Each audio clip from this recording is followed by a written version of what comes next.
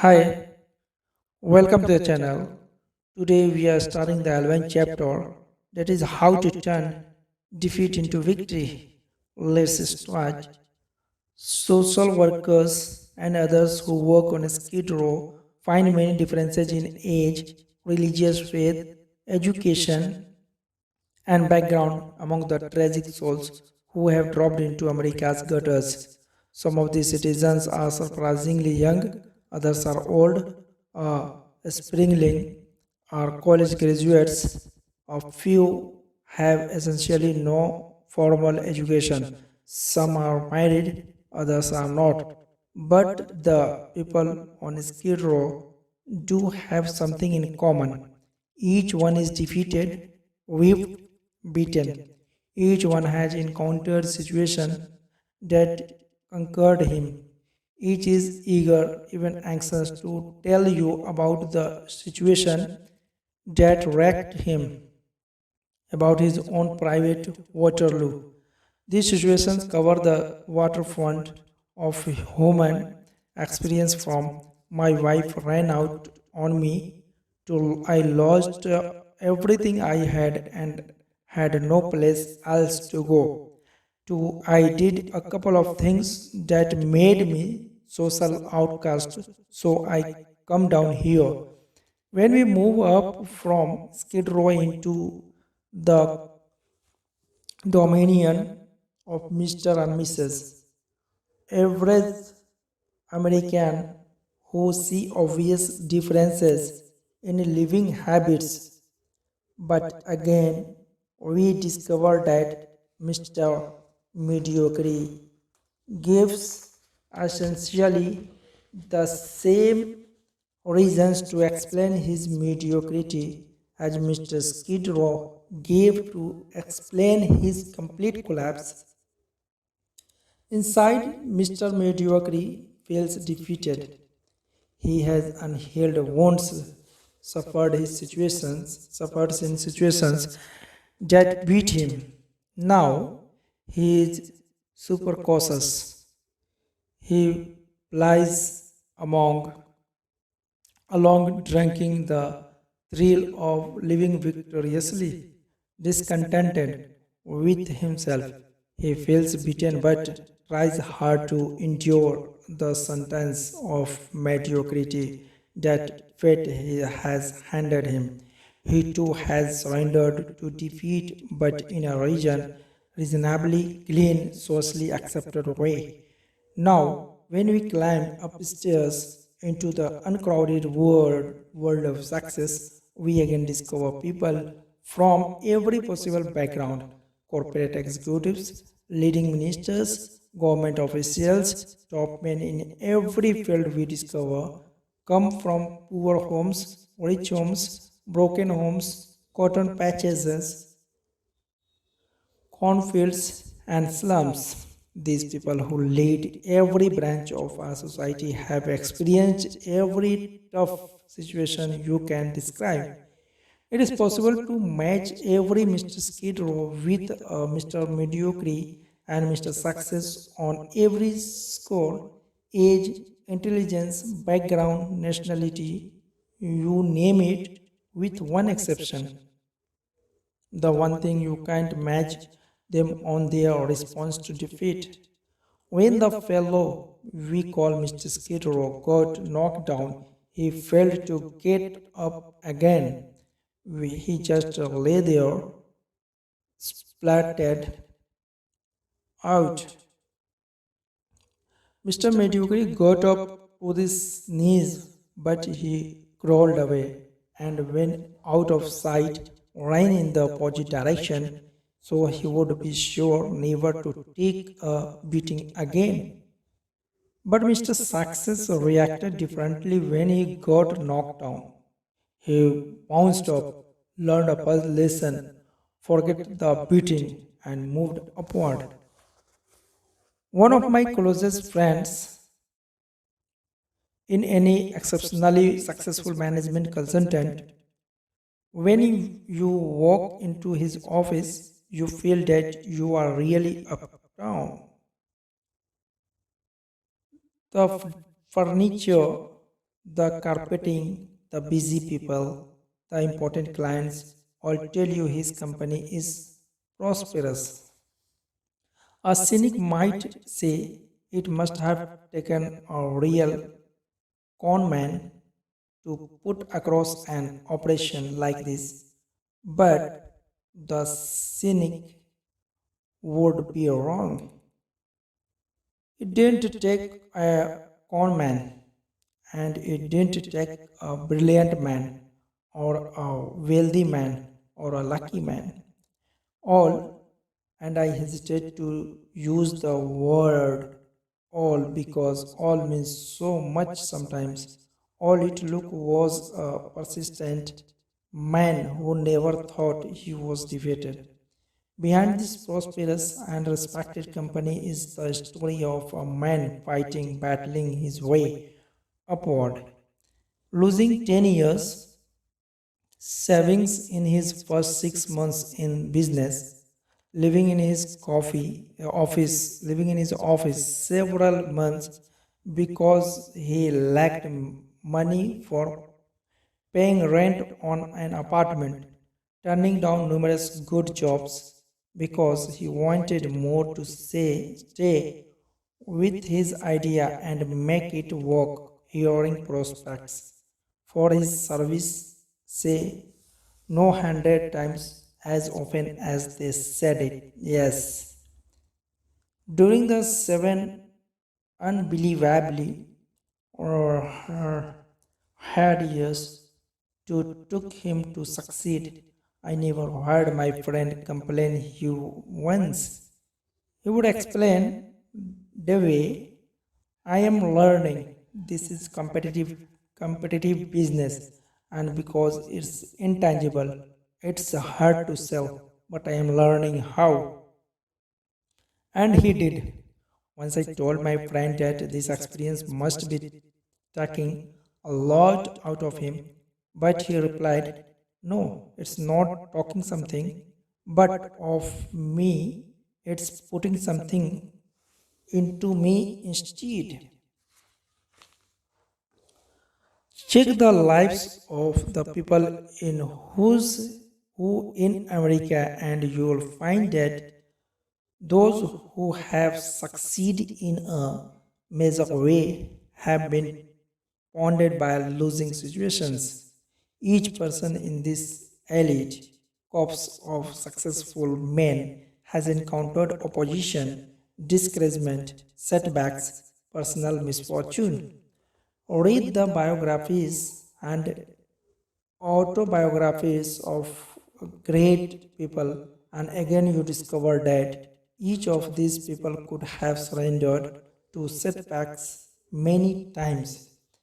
Or do this, learn the background of president of your company or the mayor of your city, or select any person you consider a real success. When you probe, you will discover the individual has overcome big, real obstacles. It is not possible to win high level success without meeting opposition, hardship, and setback. But it is possible to use setbacks to propel you forward. Let's see how. I saw some commercial airline statistics recently showing that there is only one fatality per 10 billion miles flown. Air travel is a magnificently safe way to go these days. Unfortunately, air accidents still occur, but when they do, the Civilian Aeronautics Administration is on the scene quickly to find out what caused the crash. Fragments of metal are picked up from miles around and pieced together. A variety of experts reconstruct what probably happened. Witnesses and survivors are interviewed. The investigation goes on for weeks, months until the question, what caused this crash, is answered. Once the CA has the answer, immediate steps are taken to prevent a similar accident from happening again. If the crash was caused by a structural defect, other planes of that type must have that defect corrected. Or if certain instruments are found faulty, corrections must be made. Literally, hundreds of safety devices on modern aircraft have resulted from CA investigation. The CA studies setback to pave the way to safer air travel, and it's obvious their efforts pay off. Doctors use setbacks to pave the way to better health and longer life. Often, when a patient dies from an uncertain reason, doctors perform a post-mortem to find out why. In this way, they learn more about the functioning of the human body and lives of other people are saved.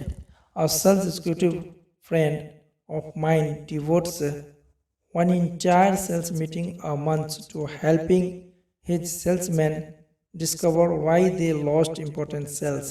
The lost cell is reconstructed and carefully examined. In this way, the salesman learns how to avoid losing similar cells in the future. The football coach who wins more games that he loses goes over the details of each game with his team to point out their mistakes. Some coaches have movies made of each game so the team can literally see its bad moves. The purpose? To play the next game better. CA officials, successful sales executives, physicians, football coaches, and professionals in every field follow these success principles solves something from every setback. When a setback hits up personally, our first impulse is often to become so emotionally upset that we fail to learn the lesson. Professors noted that a student's reaction to a failing grade provides a clue to his success potential. When I was a professor at Wayne State University in Detroit some years ago, I had no choice but to turn in a failing grade for a graduating senior. This was a real blow to the student. He had already made graduation's plan and cancelling was embarrassing. He was felt with two alternatives: retake and pass the course and receive his degree at a later graduation, or quit school without earning a degree. I expected that the student would be disappointed, perhaps even somewhat belligerent,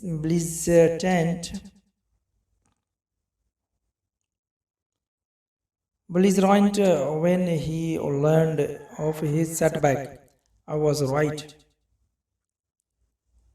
After I explained that his work was far below passing standards, the student admitted that he had put forth a serious effort in the course, but he continued, "My past record is at least average. Can't you consider that?" I pointed out that I could not, because we measure performance on one course at a time. I added that rigid academic codes prohibited changing grades for any reason other than an honest mistake on the part of the professor.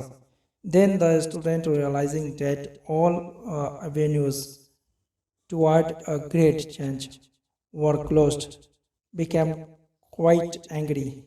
"Professor," he said, "I could name 50 people in this city who have succeeded in a big way without taking this course or even knowing about it.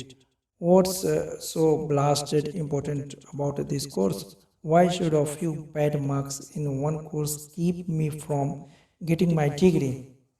Thank God, he added, they don't look at things on the outside like you professor do. After that remark, I paused for about 45 seconds.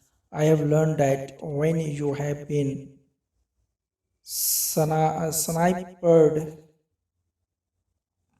one fine way to prevent a way of words is to take a long pause before answering.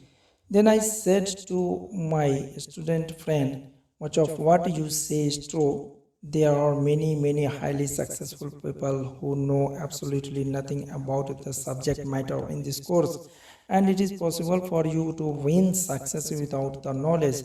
In the total scheme of life, this course content won't make or break you, but your attitude toward this course may. What do you mean by that? He asked. Justice, I answered, outside, they grade you just as we grade you. What counts is just as what counts here is doing the job. Outside, they won't promote you or pay you more for doing second class work. I paused again to make certain point got through. Then I said, may I make a suggestion? You are highly disappointed now. I can appreciate how you feel, and I don't think any less of you if you are little so at me. But look at this experience positively. There's a tremendously important lesson here. If you don't produce, you don't get where you want to go.